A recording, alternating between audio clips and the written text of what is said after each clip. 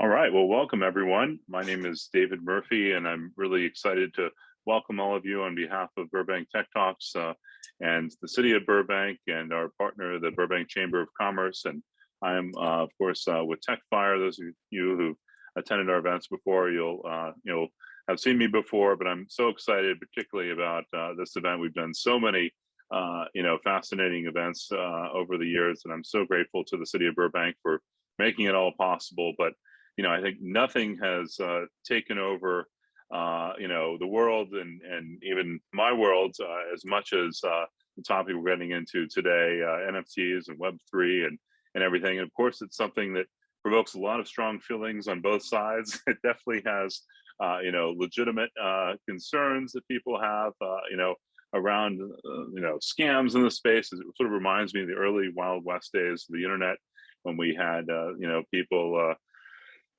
thinking, would this e-commerce thing ever take off, or would would people ever want to buy books on the internet from Amazon, or put your credit card online, and of course there were lots of scammers in the early days of Web 1.0 and probably Web 2.0 too, as well. So definitely feels like the Wild West, except on a global scale. But there are so many exciting opportunities, so many awesome things going on, so many crazy things that might die off too, and won't be with us maybe in 10 years, but really is just a fascinating world. All things Web3, and we'll get into what is Web3 anyway. And for those of you who may not have, as they say, aped in fully to the NFT lingo, what are all these crazy terms and insider slang that you'll hear. But guiding us today, we have a really awesome speaker. I'll get into introducing Peter in just a minute. But again, I just want to thank the whole team at the City of Burbank, Mary, Marissa, Megan. I mean, the whole gang, and they're the ones. You may see me on screen here, but they're the ones that make this possible, and that roll out the red carpet for the startup community, whether you're Web3 or whether you're Web2 or heck, if you're Web1. They want you in Burbank, as do I. If you're watching us from somewhere else in the LA region or beyond, as you expand, and we all know, hopefully it will be a rocket ship, just like the emoji with Web3 startups, in 2022. As you expand that rocket ship, make sure you have Burbank as part of your expansion, strategy. It's an amazing place. Check out the Burbank Economic Development website, econdevburbank.com. They have a whole resource guide for entrepreneurs that talk about all the advantages of Burbank. No gross receipts tax. An awesome team to help you find office space when you're ready to come out of the metaverse and into the real world and everything. So anyway, thanks again, Mary and Marissa. So grateful. Megan, the whole team, really just awesome. You see in Silicon Valley and San Francisco, so many towns, cities that are kind of putting their hands up, pushing away tech companies. In Burbank, they roll out the red carpet, and they want you. We want you, to be there. So whether you're expanding or just starting, Burbank's the place. And Peter, Chadi, just an amazing speaker we've had before. We're so glad to have you back, Peter. He has guided us through, the early days of the pandemic, when we were all figuring out how would we possibly, survive, what would happen, and a lot of, I think, your predictions came true. We saw, some interesting changes in the media and entertainment world, just in terms of, streaming habits and everything in the early days of the pandemic. And now, it sort of is tied to the pandemic too, that we're all stuck at home. Hopefully not for too much longer, but it's given people a chance to really, really spend a lot of time on Discord, on Twitter, and get really deep into NFTs and everything here. So there's a lot that's happened, a lot more to talk about. We're so glad to have you back, to guide us through this exciting new era. For those of you who may not have heard Peter before, I just want to give you a quick intro. You may have seen, his column in USA Today, looking at all the trends ahead for 2022, and NFTs, the metaverse, and DAOs and beyond. But you know, just you know, I don't know how he finds the time between his amazing newsletters, which you can see linked in the email invites we sent out. You know, but he actually does have a day job too. Two actually. He has creative media and also Deep Cuts Media, and he works to help you know, some amazing clients using his incredible background. He had senior roles with Universal Studios, New Line. You know, he was CEO of Manat Digital Media.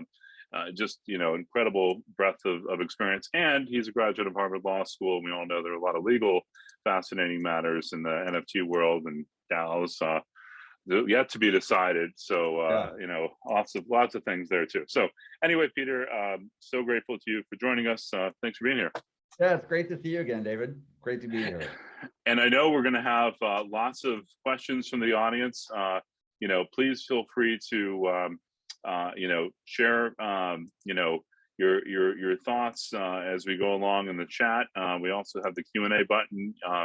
Love you to click and post your questions. People can upload them.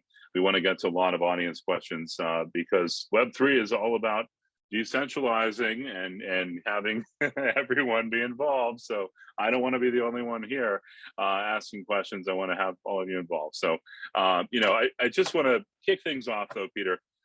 Okay, so let's say we have someone in the audience here who does not spend all night yet on Discord, you know, doesn't know what the heck this whole Web3, NFT, DAO, DeFi, Metaverse thing is. You know, they know Facebook changed their name to Meta, but that's about it.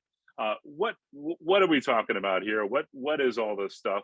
What's the quick overview on Web3, NFTs, DeFi, and the Metaverse, and which is which? Yeah, it's a good question because there is no one definition for a lot of these things. But David, if you don't mind, I'm going to even step back a little bit further and then get into that. Perfect. Which is, there's so much discussion of Web3 and NFTs and DAOs and all that, and we're going to get into that. And hopefully by the end of this, people out there will have an understanding sufficiently deep where they can then decide how deep they want to go. But the one thing I would say to everybody out there, no matter what role you have in media, entertainment, and tech, and I say this all the time, even apart from Web3, is that it's really critical to have an understanding, at least a general understanding of the world out there, which is very much tech-driven and impacts everybody, whether you are a technologist, whether you're a marketing person, an artist, a movie producer, video producer, whatever it may be, games developer. And so the things that we're talking about today are really important for you to at least ground yourself in the vocabulary of, and then start following it, because these are all topics and issues and language that is here with us today. But I would also caution, like you did already, David, that we're in the very early days of what it means to be in the full vision of the metaverse, but also in Web 3.0 and NFTs and DAOs. And so it is very much the Wild West. And we'll get into it deeper, while I'm a tremendous believer in the power of Web 3.0 and decentralization and NFTs and DAOs, it is definitely buyer beware, and people be careful out there, because there is a lot of that. Just like you said in Web 1.0, when things started, there is a land grab, a cash grab, there's all of that. So I really urge people to, before you make investments or things like that, just take a step back, do some research, think about it, all that. But just really quickly, so do you want to start with the metaverse or Web3, or how would you like? Well, I just will say, and on that point, that is, you know, good advice. This is something where you do want to do your own research, maybe unlike some other things in the news, you know, and none of this is financial advice, as they say. But yeah, let's start with, okay, so everyone knows Facebook changed their name to Meta. Yeah. You know, all the big corporates were focusing on the metaverse, you know, last year. What is the metaverse anyway? Well, so the metaverse, look, like I said, there's different kind of flavors of the metaverse. The full metaverse is Ready Player One, fully immersive, the Oculus driven, you know, that sort of thing, where you're fully immersed and you are, your presence is in a fully virtual world. And in that virtual world, you can choose to, decide who you are, what you look like, what you do, who your friends are, what your work is, all of these kinds of things. So it's essentially, it's just a purely virtual, fully immersive world. Like that. So that is the full vision of what the metaverse will be. And that's really what Zuckerberg and Facebook/Meta is talking about.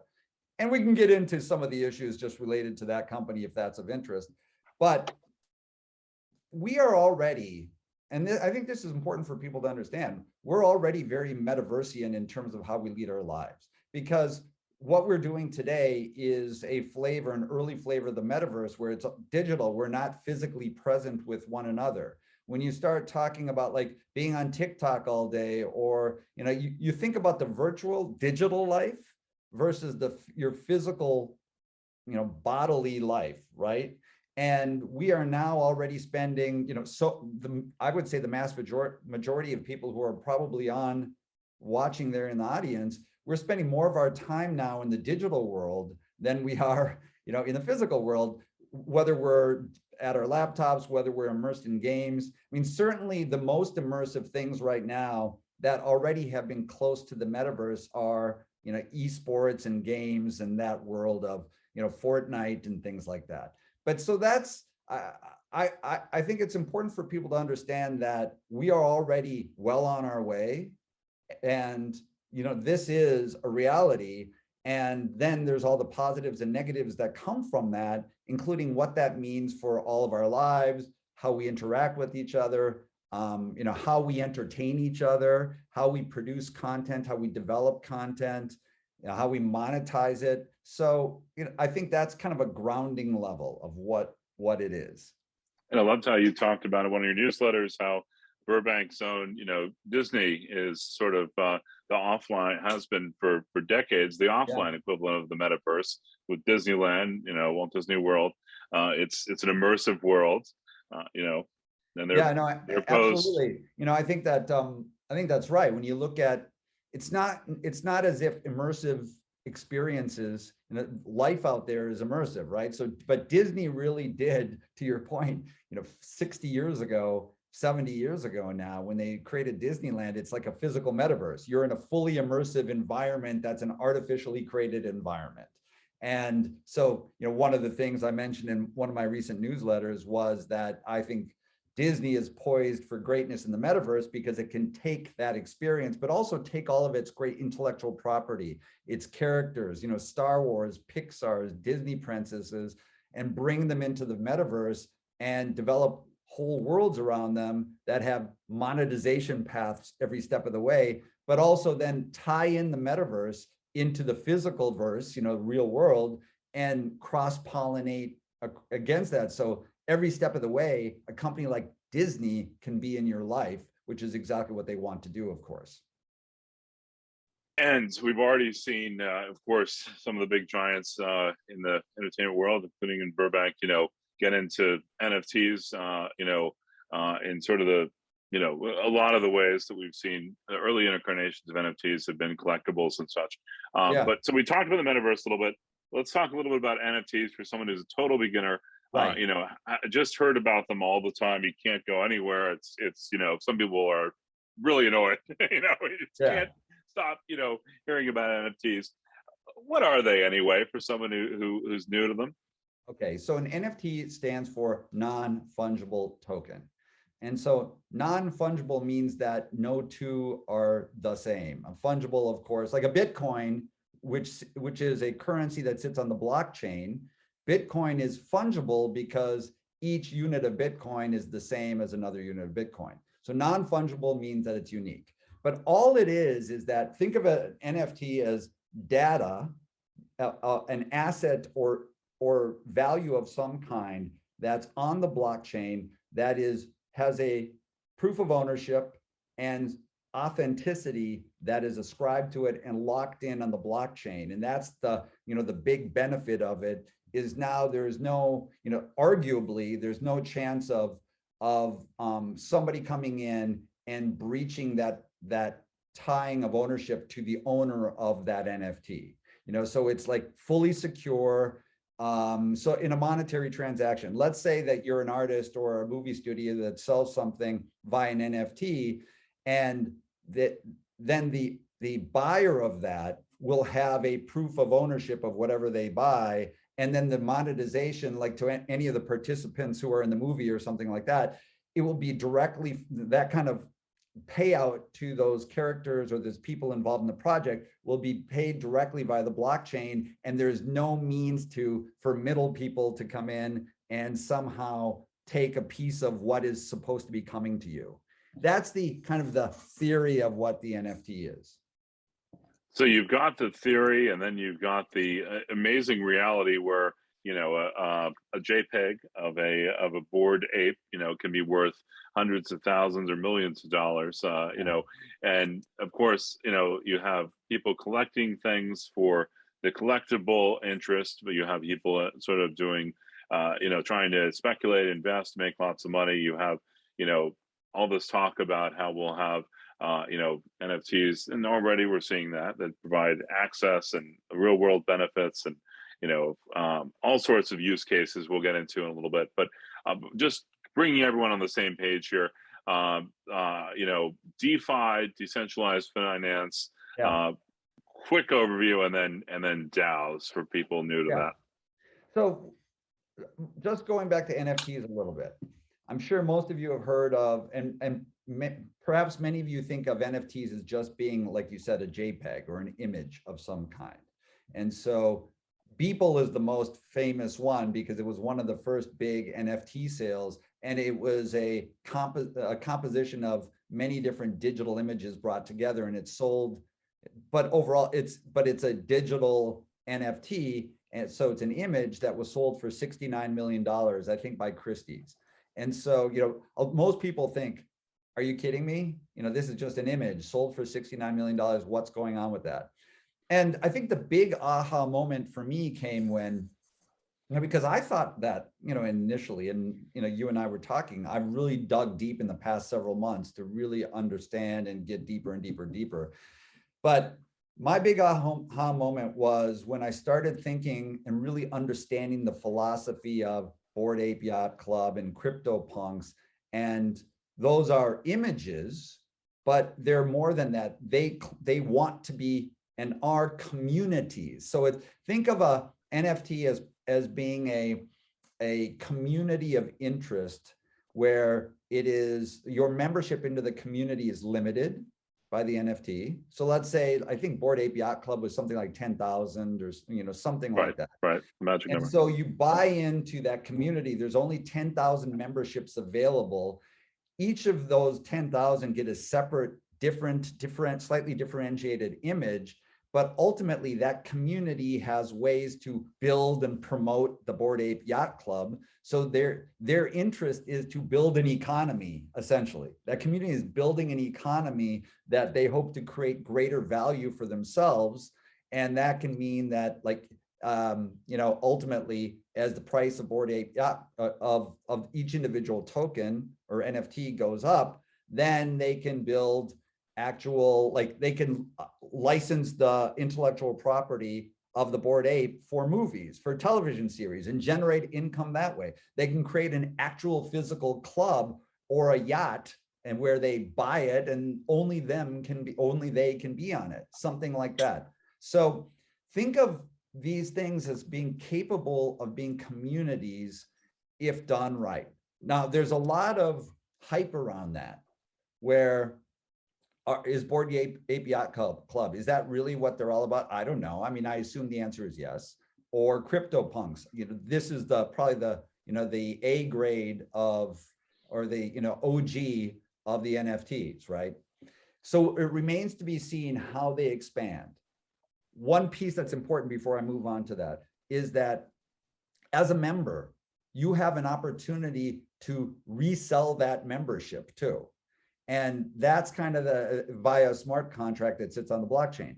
And that's one of the you know, the benefits of being an original member, because the value goes up because others want to be part of this limited club.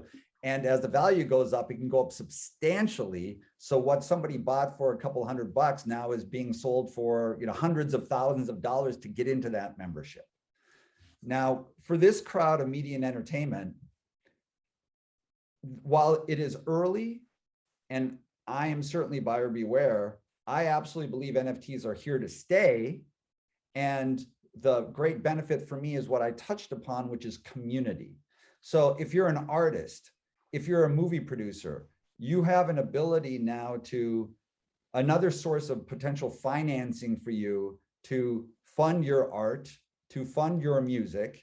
And this community that you define, like how many people could be part of it and pay into it, then they will, these members of the community, because they like your work and they want to foster creativity, will promote you, which is a new business model. And you even have the opportunity to share with your fans, share with your community, some of the monetization that comes from that. So if they're out there like supporting your craft, promoting your work, allowing you to create new things, expanding your profile, it's a really cool thing from my perspective that you can give back by giving them a share of the upside that they help create. So that's an economy that's created by your audience. And that applies whether it's a musician or a brand or a film producer, a new source of income for them where they can participate. So that's that.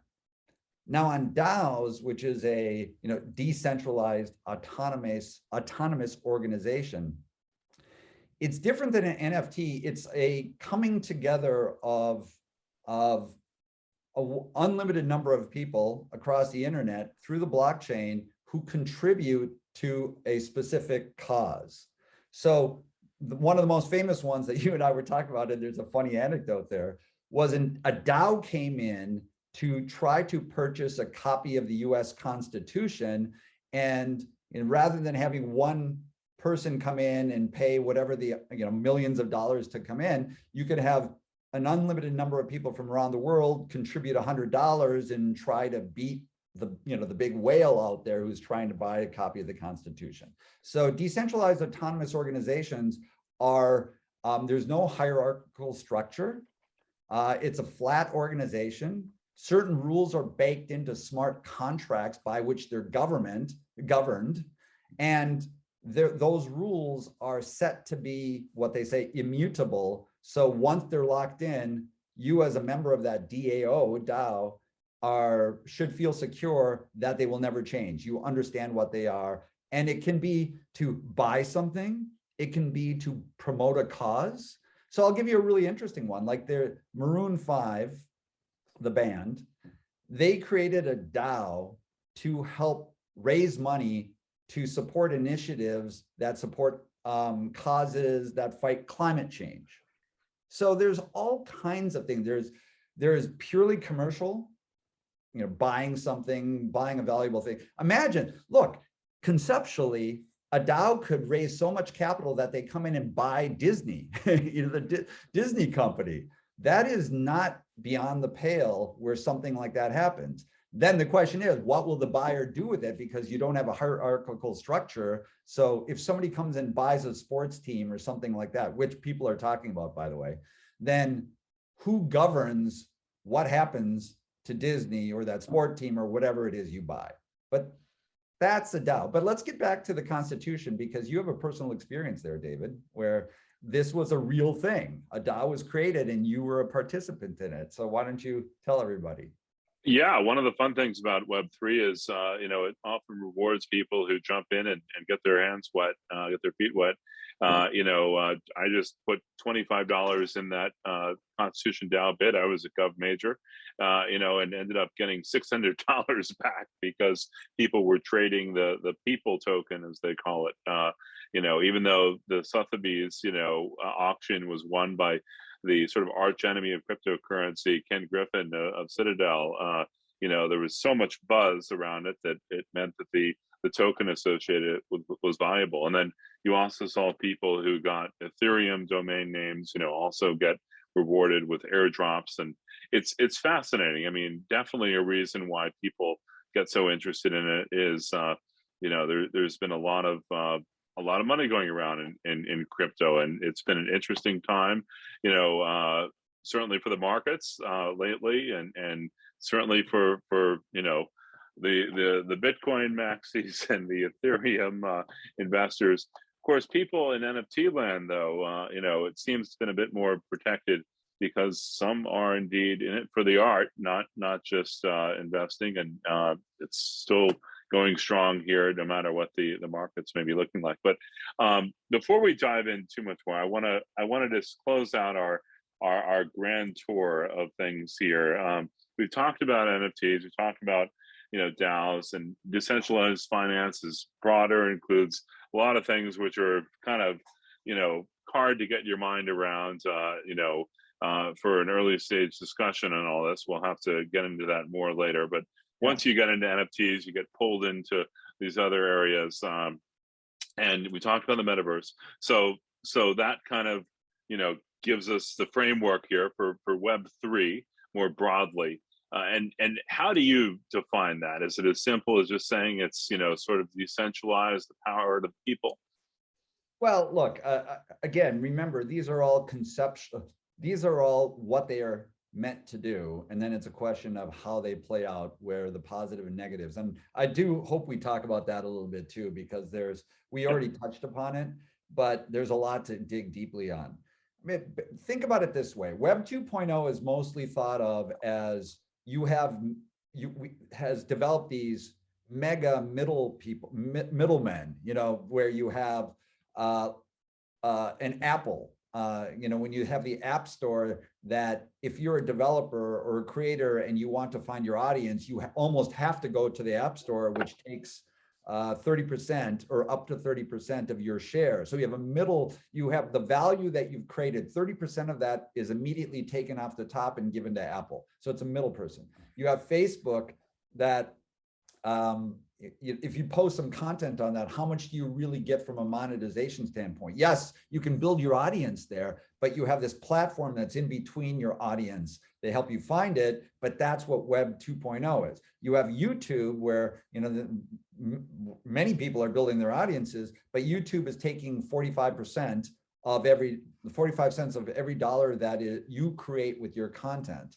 And so that's what Web 2.0 is. Web 3.0, decentralized, rips out those middlemen. And so you have this concept of being able to directly find an audience, communicate with them. And the most obvious thing is you built a social following. So you built a brand already of some kind. And by the way, if you're a musician or a creator and you have 20 people who follow you, nonetheless, you've built an audience of some kind. They are passionate about your work. So you have a way to communicate with them somehow. And now you can develop this relationship where your content doesn't need to go through the middleman to find them. You can go direct. They can support you directly with whatever business model you want. It doesn't have to be ad supported anymore. Now it can be subscriptions. It can be tip jars. It can be, whatever you want to define it as being. It can be in the form of an NFT, where you pay for a exclusive membership into a fan club that is limited to whatever number you want it to be, like 1,000. And maybe those 1,000, as an example, if you're a musician, they get access to songs that others don't get. They get experiences with you that others don't get. And then decentralization with Web 3.0, you, the audience, because you're in this direct relationship, will promote and do the marketing for the creator. And then ultimately, like I said, a really cool part of Web 3.0 is that the audience can creates an economy that's around the creator, and you, the audience, get to potentially share, if the creator wants you to, in the earnings that are developed by that economy, in the value that's created. I think that's really amazing. We're in the very early stages of it, but I'm very bullish on the possibilities of that direct connection in this community and this economy that's created around it and the art that's developed around it. And you mentioned one of my newsletters, I think it was a couple of days ago. And if people want to check it out, if somebody can put it on the chat, just what Creative Media is my website. You find the newsletters there. But I think 2 days ago, that particular newsletter is about Web 3.0 is a real threat to YouTube. And it really is. Because if you look at let's say 90% of YouTube's ad dollars are generated by the top 5% of creators, let's say, or even top 10% of creators. If only a fraction of those 10% leave YouTube behind because they've already established their audience and they establish a direct relationship through Web 3.0 tools that we're talking about, that's an immediate substantial hit off YouTube's revenues and earnings. So it is a real threat to Web 3.0. Web 3.0 is to YouTube. It will take time, but these are real changes. And if for those of you who do want to learn more and dig a little bit more deeply, I do a lot of writing and speaking. I have some great guests who talk about these issues. You've had some fascinating podcasts you've done. I encourage people to check them out. So, you mentioned a little bit, how you wanted to get into the skeptics, and frankly, there's a lot of reason to be skeptical and even, rightfully cautious, afraid of some of the scams out there. I do have a family member who, keeps sending me links and stories, about NFTs are just one big scam. It's a big Ponzi scheme. It's all this stuff. Is that true? And to the extent it is, how can people, be careful? I mean, this isn't all Ponzi scheme. This isn't all scam, right? But it is the Wild West. No, it's definitely the Wild West. And I think it's best, think about it this way. One of the biggest voices in the world of Web 3.0 and NFTs is a guy named Gary Vaynerchuk. He goes by Gary V. And Gary V's he's almost a god to the faithful out there who fall over every word. I was listening to a podcast just yesterday about that was from Gary V. Even this guy who's the disciple who's driving this, this narrative, he says that up to 99%, if he were a betting man, 99% of NFTs that are currently the top ones on OpenSea, which is the big platform, will fail. They will fail. So if you want the cautionary tale, even this man who is such a believer in NFTs is saying that 99% of these will fail. So certainly a number of these are driven purely by greed, by pumping and dumping, as they say, where there's a hell of a lot of hype out there where influencers are hired to go promote this massive quantity of NFTs that are being sold. Every day there's another big one that's being sold by somebody, and they're hyped by these influencers. And so people get into a frenzy. They don't want to miss out. It's the whole FOMO effect. That's what's being played off of. And that's where the numbers go up radically. And unfortunately, like in any new form of technology or anything, or making money, you're going to have a lot of people who lose a ton of money on it.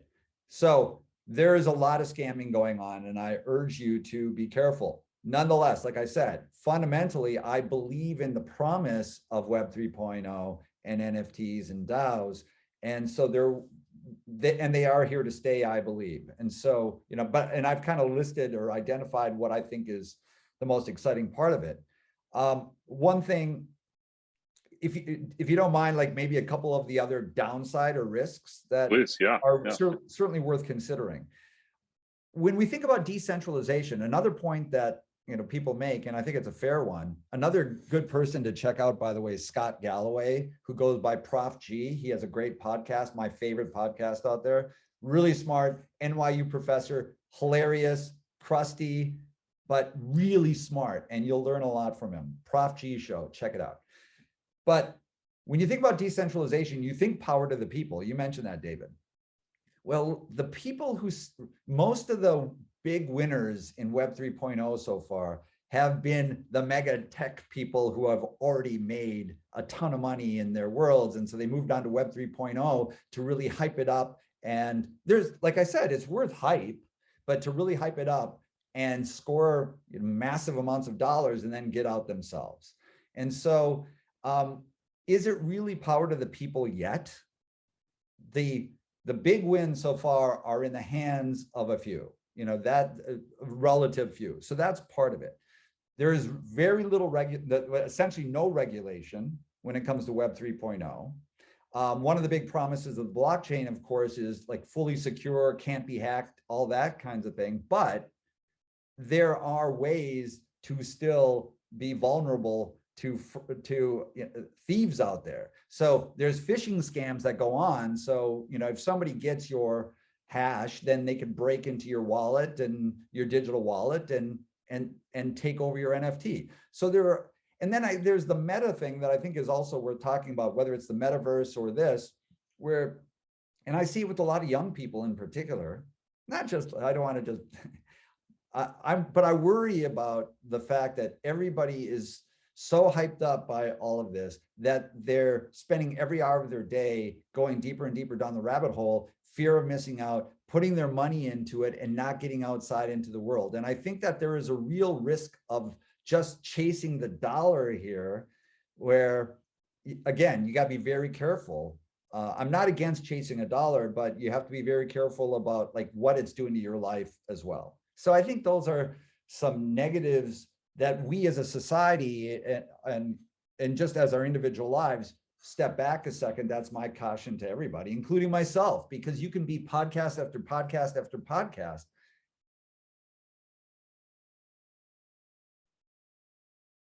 Totally. I mean, and one of the questions we got from the audience, really speaks to that. They asked about Discord, and that is where you can spend all hours of the night and day, lost, if you want to get whitelisted to get some new NFTs, increasingly there are so many, steps to get, on the list. As someone compared it to the Squid Games. I mean, Squid Game, it just totally a huge time suck. Discord. Do you recommend if people are new to NFTs, they dive in, fully to NFT Twitter and get on Discord, or do you recommend a more hands-off approach? How should people get through that? Look, I'll be presumptuous of offering any advice in terms of how much time anybody should spend with whatever they're passionate about, because it's exciting. Look, this is here to stay. I love transformation. I love to, try to be on the bleeding edge of where things are going. And I've been fortunate to do that throughout my career. I believe in this space cautiously. I've gone deeper and deeper, but I have to check myself.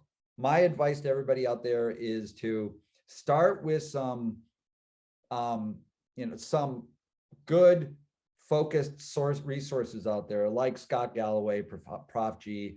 Not to advertise myself, but my content is free. I have a lot of great content because I have a lot of great guests across, whether it's movies, games, music, and then talking about Web 3.0 and stuff. So you should check that out. I think that you'll get out a lot of, and a shameless plug, my Fearless Media podcast. So that's on all podcast networks. You'll be able to find it.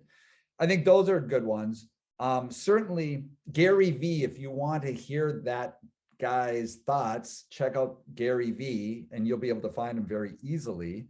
There's a guy named Aaron Maney who goes by the handle Mr. Who's the Boss, who has almost 10 million subscribers on YouTube. It's all free content and he's really thoughtful. So I think he's good. And so I would start with reading, but like a couple things, read every day, a few things. You don't have to spend a lot of time to walk your dogs, podcasts. It's a good way to go. These podcasts are really, it's amazing how much good stuff out there. One of the crypto podcasts I listen to is called Crypto. That's the podcast name. I think that's a good one.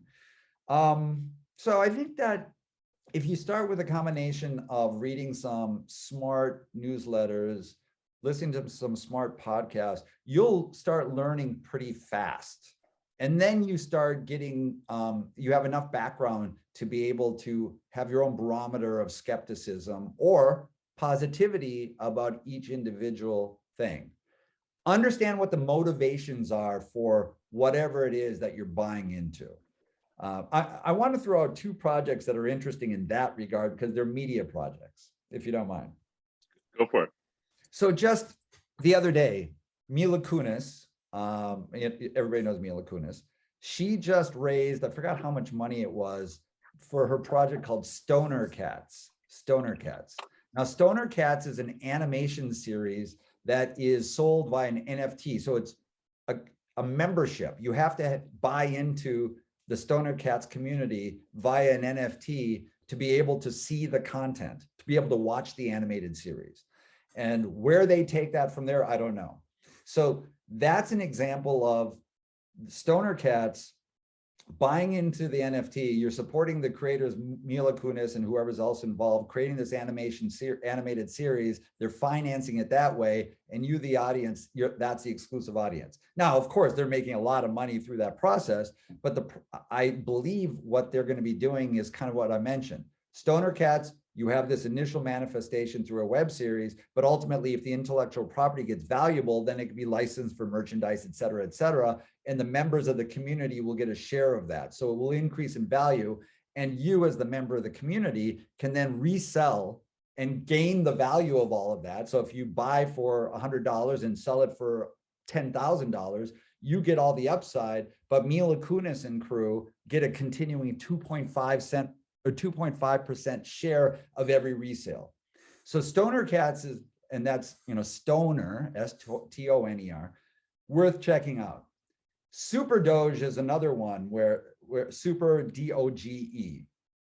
Super Doge takes a kind of a similar approach, but slightly different. It's also an animated series. It started off as what they call a meme coin. So there's a lot of, you have Dogecoin, these are all different cryptocurrencies. People can make them up. And then if the community if you get enough community buzz, then it rises in value. So anyhow, Super Doge was one of those. It started as a meme coin, but now they're getting into creating an animated series, Super Doge, like it's a superhero about crypto. And it's an animated series, and you have real Disney, like experienced production behind it, Disney creators behind it. You have like real animators who are behind this, doing this. This meme coin is trying to convert itself into becoming the Marvel of cryptocurrency. And so create value in intellectual property. Now, is that authentic? Is that really what they're trying to do? Or is it just part of the story so that the meme coin can go beyond meme status and have staying power? We don't know, but they're making their content available for free differently than Stoner Cats. But the reason why for them, they want to have as broad of like passion around the world to support the ultimate, the coin ultimately, and being part of that, the bought in community. So those are some interesting ones.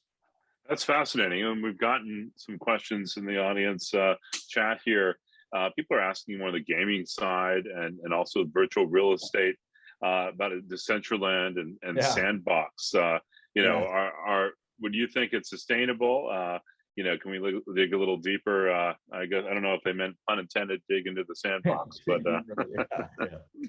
Well,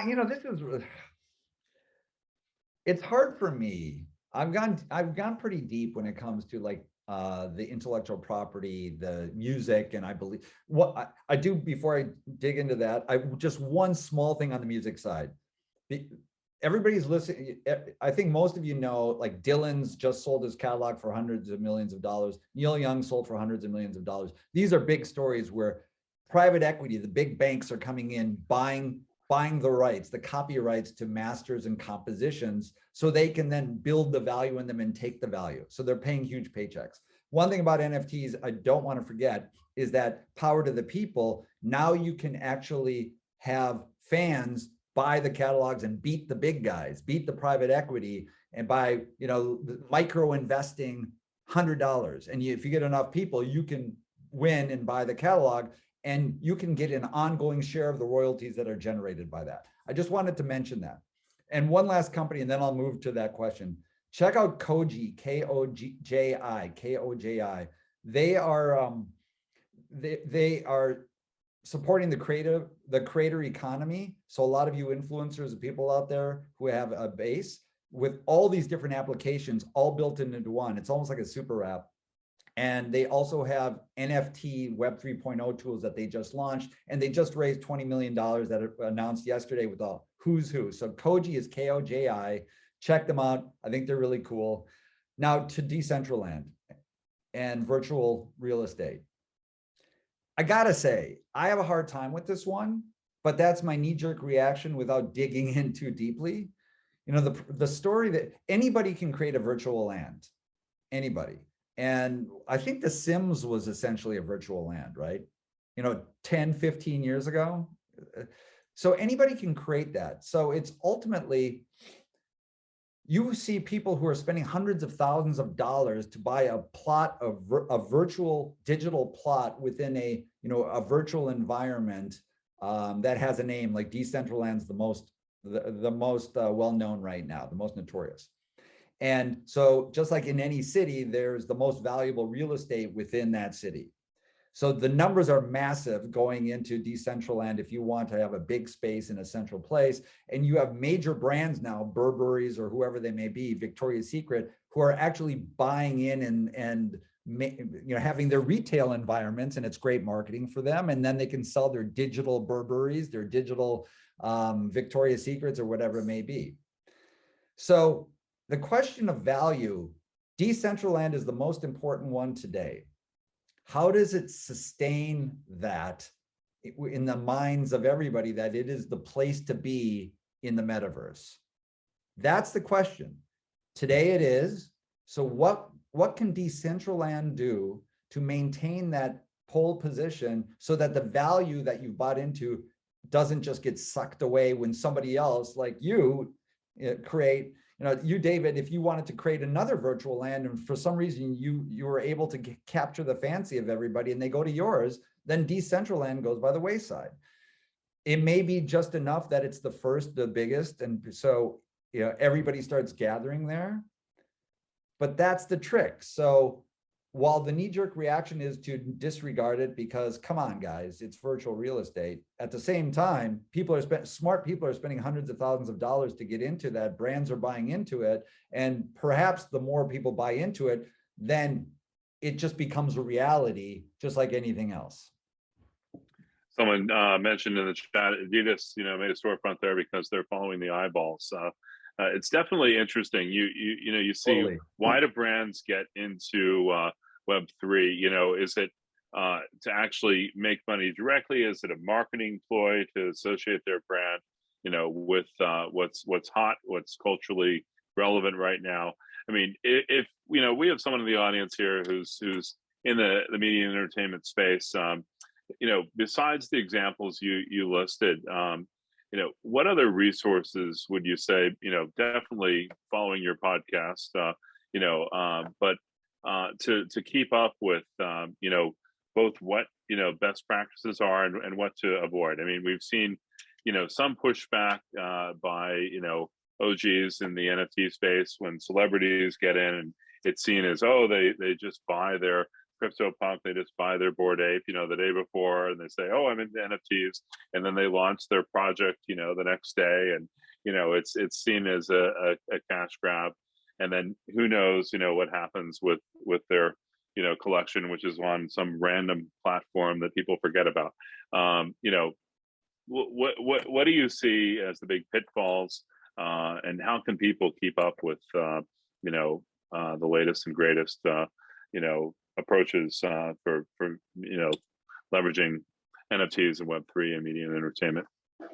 Well, I think that there's in the media side, kind of traditional media, which means streaming and all that, and still music, digital and all that.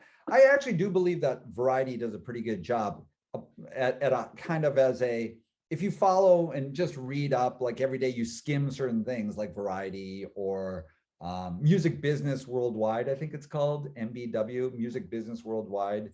That's a great one in the music industry. They talk about like the big developments when it comes to an artist or a creator or a studio that's launching an NFT project, getting into Web 3.0. So if you skim some of these things, sprinkle in a couple of podcasts, check out newsletters.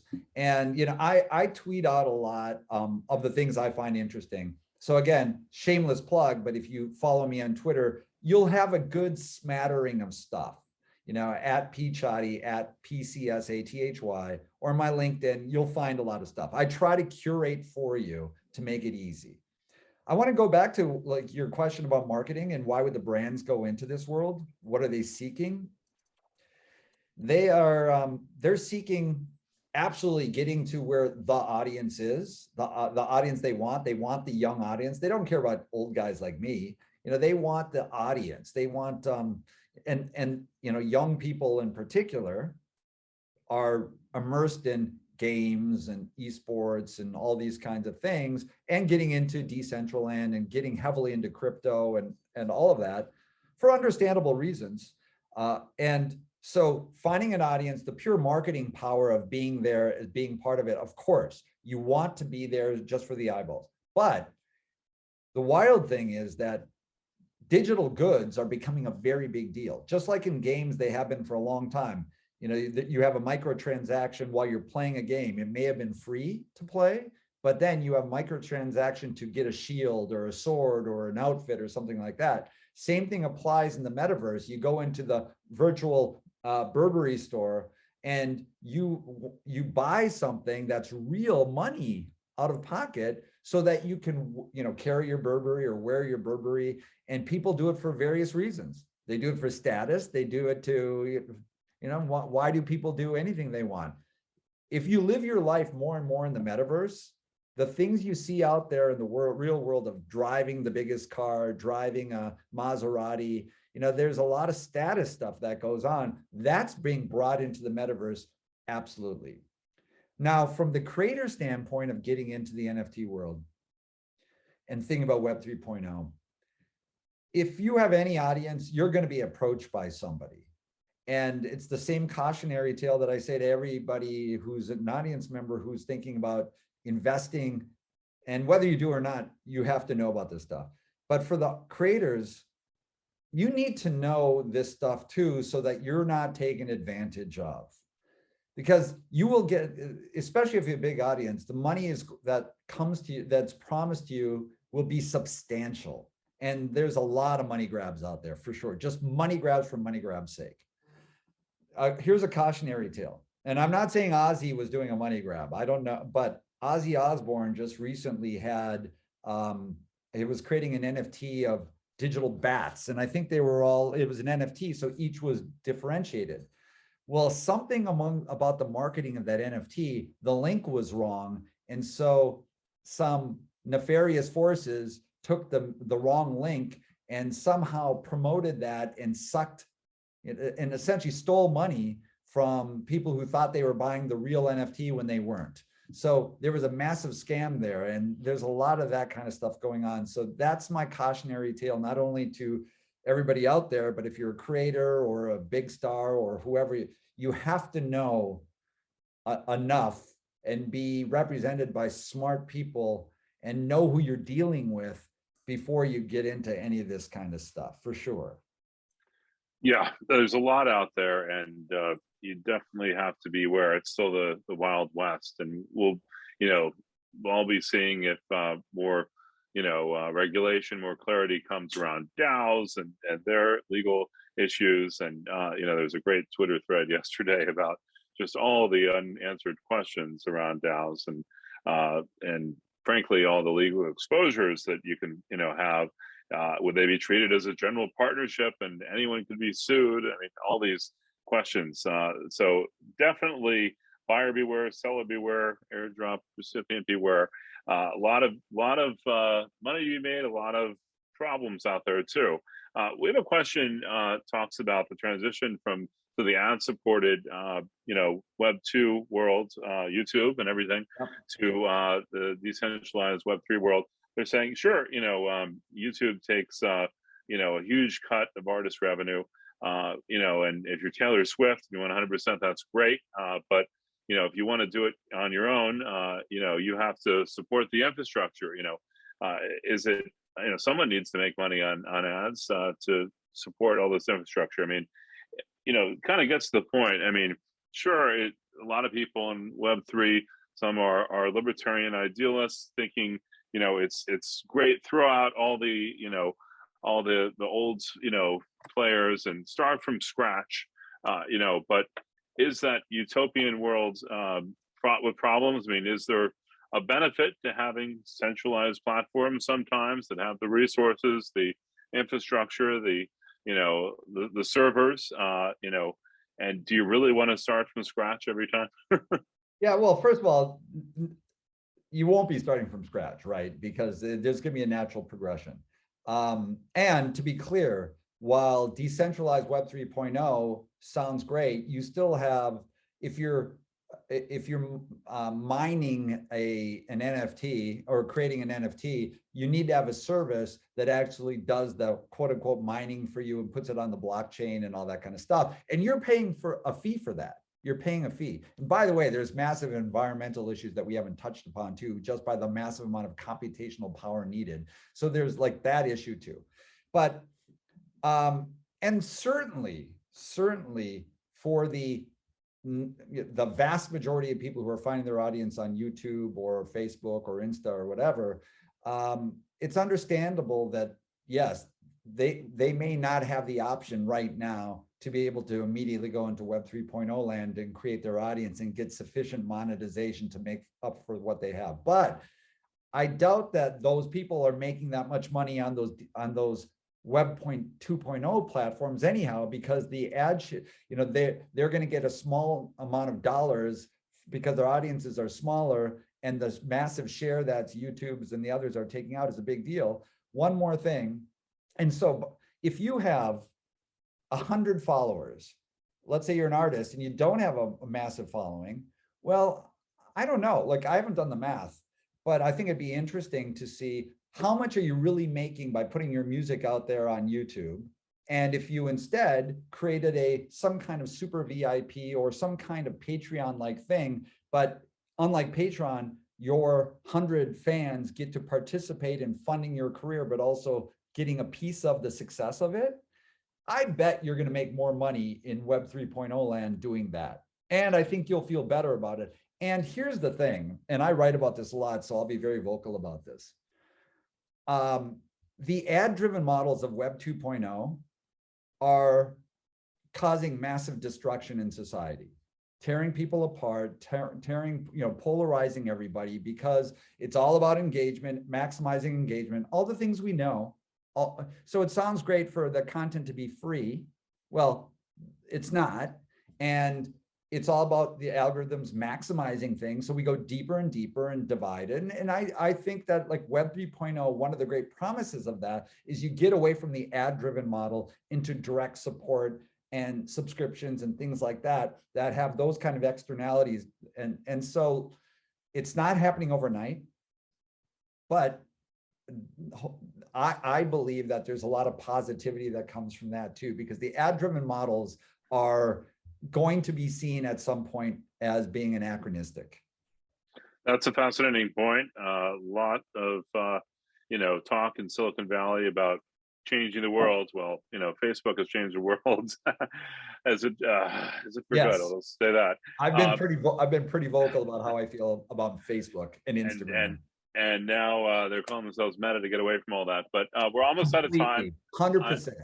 I want to make sure we close on another note shortly. So real quick before we get to the final question, a couple questions here on legal issues. And I know you're a long way out from Harvard Law School, not focused on the law right now per se as much, but they're talking about legal issues around DAOs. We have some good questions here just to combine the two.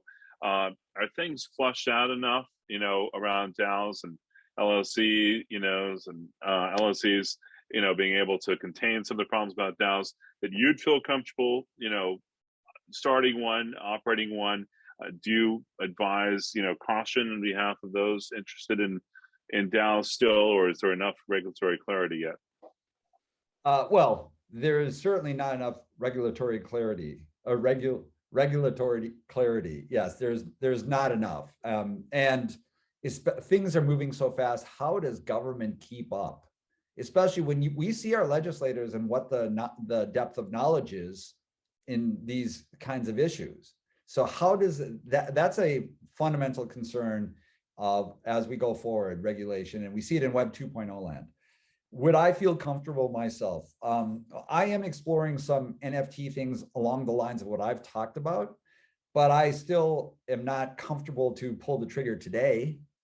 I support and I'm very positive about them, but there's a lot of, there's a lot of experimentation going on, just like there is in any new technology. And when that's the case, the rules of the game are being established on a day-to-day, moment-to-moment basis. So whenever that's the case, there's risk involved. And so, and like a DAO, I've never participated in a DAO myself. So David, congratulations to you. I'd be curious to hear your experience with it and how you felt about giving your money and participating in that. It was fun. It was just it all happened in 1 week. We watched the Sotheby's live stream and watched it fail. Someone else beat out the DAO because you could see how much money the DAO had to bid on the Constitution.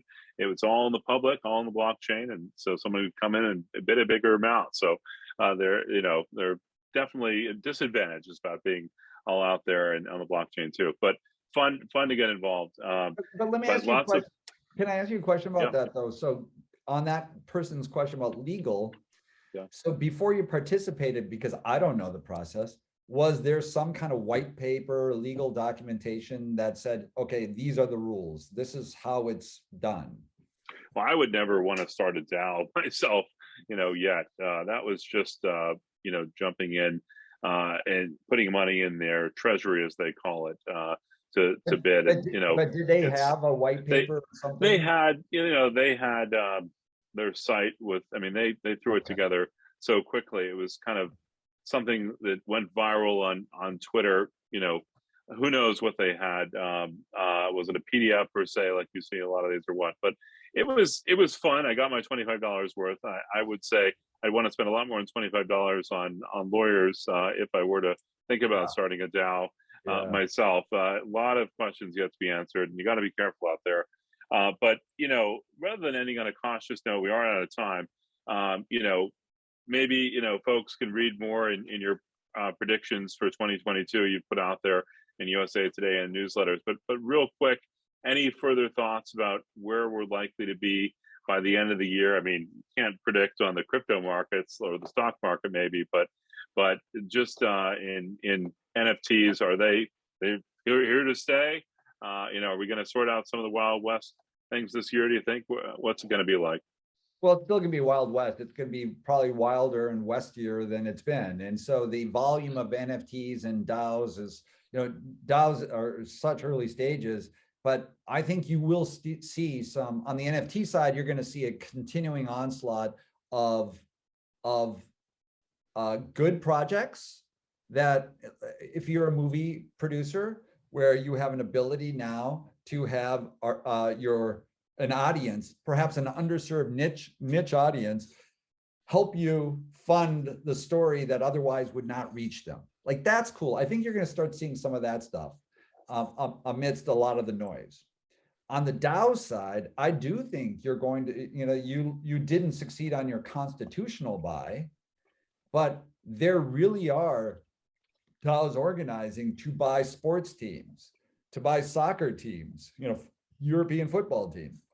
I think in this year, you're going to see some things that will blow your minds. I am getting into the world of NFTs and DAOs buying music rights and partnering with artists in an authentic way there, where you have fans have the ability to support, and rather than have bankers' money coming in, you have the audience coming in and participating in it and being excited about promoting that music and then sharing in the upside. I think that's really, really cool. So I think you're going to start seeing some of that sort of thing. But yeah, yes. And I guess the final thing is, whether you like the concept of it or don't like the concept of it, it is absolutely here to stay. So Web 3.0, it's early, Wild West. Decentralization is a real thing. Blockchain's a real thing.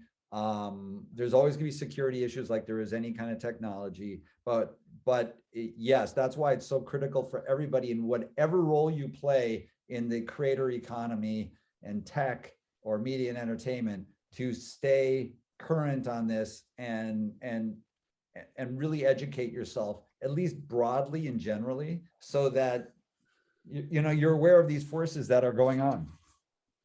Well, we are more than out of time. Peter, Okay. Johnny, this has been fantastic. I encourage everyone to follow the Fearless Media podcast. Check out, his creative media and Deep Cuts Media sites as well. Follow him on Twitter. I'm sure we'll have you back again, Peter. You are always amazing. This has been just tremendous. We've had so much audience engagement. I don't think we've had as much at any Burbank Tech Talk in ever a long while. Very appropriate to decentralize things and have the community leave this here. So awesome discussion. Huge thanks to Mary, Marissa, Megan, everyone at the city of Burbank making this possible, our partner, the Burbank Chamber, and start that startup in Burbank, expand it to Burbank. It's the place to be. And do join us. We're having a pitch fest coming up in March. We'll be sending out invites to everyone who registered. So keep an eye there. There's also a link in the chat. We want to have a lot of Web3 companies apply to pitch live on stage and get feedback from panelists, from judges. Maybe we'll invite you, Peter, to be a judge. Watch out. We'll have a really fun event and see what people are doing, up on stage in Web3 and beyond. So anyway, thanks for joining us. Thank you, Peter. This has been awesome. Take care, everyone. I really enjoyed it. Thank you very much I enjoyed being a guest. It's been a lot of fun. See you in the metaverse, everyone. Bye-bye. See ya.